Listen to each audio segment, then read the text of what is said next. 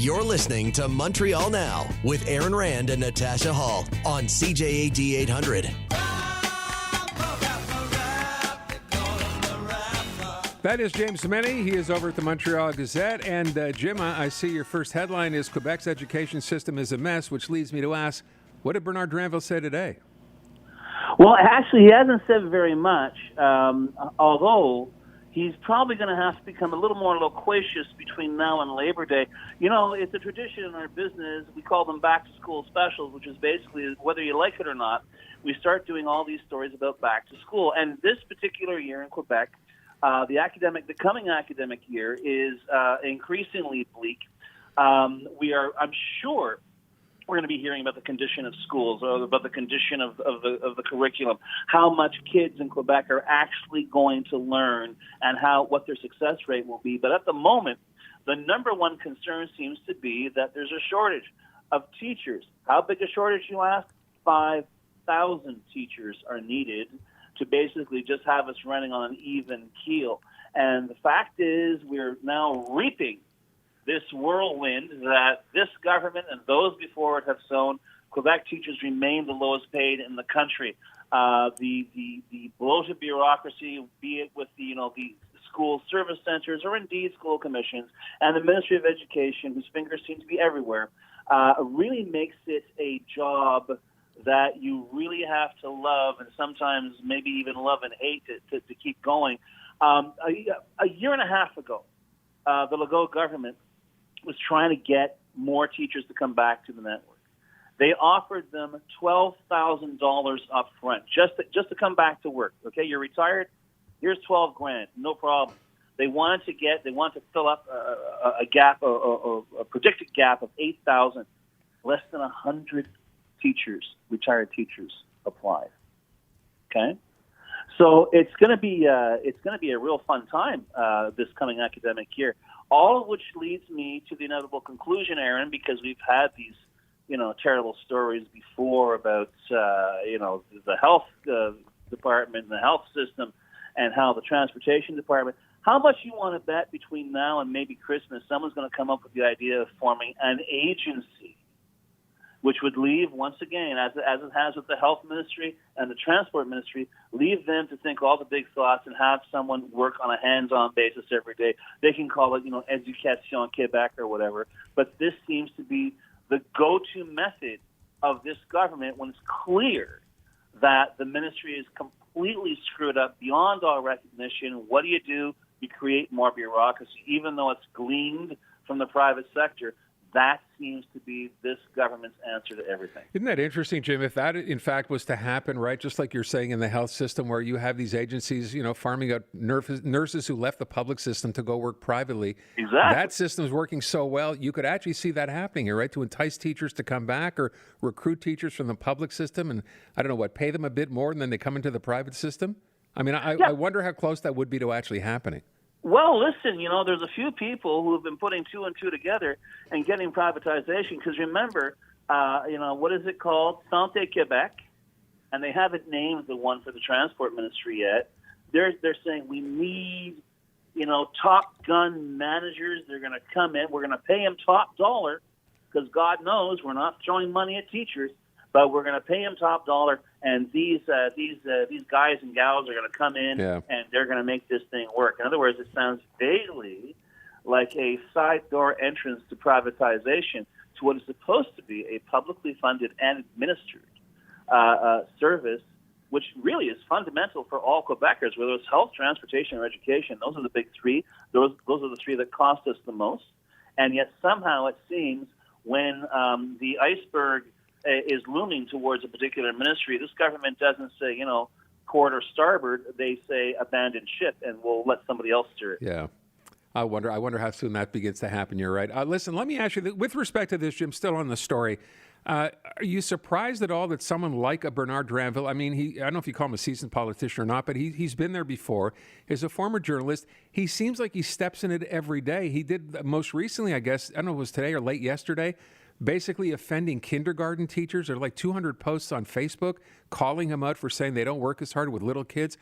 Are you surprised by how badly he's handled this file so far? You raise a very, very interesting possibility, and I wonder if somebody with a devious sense of fun said, you know what, Bernard Dranville, he's got the profile, but he's also known, and this is a demonstrable fact, he's very politically ambitious. And by throwing him into the education ministry, which apart from everything else, apart from all the problems, you really have to have some clue about what you're doing. You really have to have some clue about, how the system works. And I'm not saying that Bernard Dranville hasn't done his homework, but as you quite rightly point out, he began his career as a television journalist. He became a PQ cabinet minister. He left politics. He then, some might say it's a downward spiral. God help us, he began working in talk radio. And then he got recruited by the CAC to run. He won. And now, I don't know, has Francois Legault, politically, has Francois Legault tied a bell around Bernard Dranville's neck? Because let's face it, in his previous portfolio, this is a guy who likes to, the big kind of, theoretical, abstract identity. This was the guy who was trying to peddle us the PQ's charter of values. Right. All of a sudden, this is a pick and shovel ministry, whether I know teachers who have said, it's lucky I love the job because there's little else to love. But to a certain extent, that goes all the way up the chain. Nothing, it seems, in Quebec, and perhaps elsewhere in Canada, but nothing in Quebec about administering education, about giving out a usable education is easy. And which is why most teachers that I know are the most dedicated people I've ever met in my life, and my hat's off to them. But all that said, c'est tough en maudit, and I'm not entirely sure whether Bernard Dranville is going to be as happy maybe in a year's time in that portfolio as he is now. Only time will tell, but I just find it very interesting that of all the ministerial caps that could have been handed to Bernard Dranville, he got education. I will ask my conspiracy theory. Tell me if this makes any sense at all. So here's a guy with, as you said, high political ambitions. You could see him one day, or he could see himself one day, running for premier or heading up the CAC. Do you think, knowing that, the party or Francois Legault handed him this, knowing that he'd step in it and they're kind of take him out of the focus? Well, listen. So far, I can't. I can't put myself in the head of Francois Legault or his entourage, but I can tell you, thus far, I think it can safely be said, Bernard Dranville, who returned to Quebec politics under this sort of glittering cloud of accomplishment, he has not covered himself in glory in this particular portfolio. And you have to wonder sometimes as well, because he does have a tendency to put his foot in his mouth, pause to catch a breath, and then put the other foot in his mouth. So whether it's kindergarten teachers or whether it was, I believe he said, are you trying to compare teachers to, public servants or whatever? He really committed this ridiculous gaffe a few months back.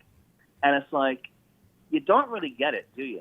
And the other question you have to ask yourself as well is, how much support is this guy getting from his entourage? Because quite frankly, if your minister does have a tendency to, how can I put it, lead with their chin, usually there should be somebody there, a deputy or an advisor, who grabs you by the shoulder and says, hush now, we have another engagement to go to.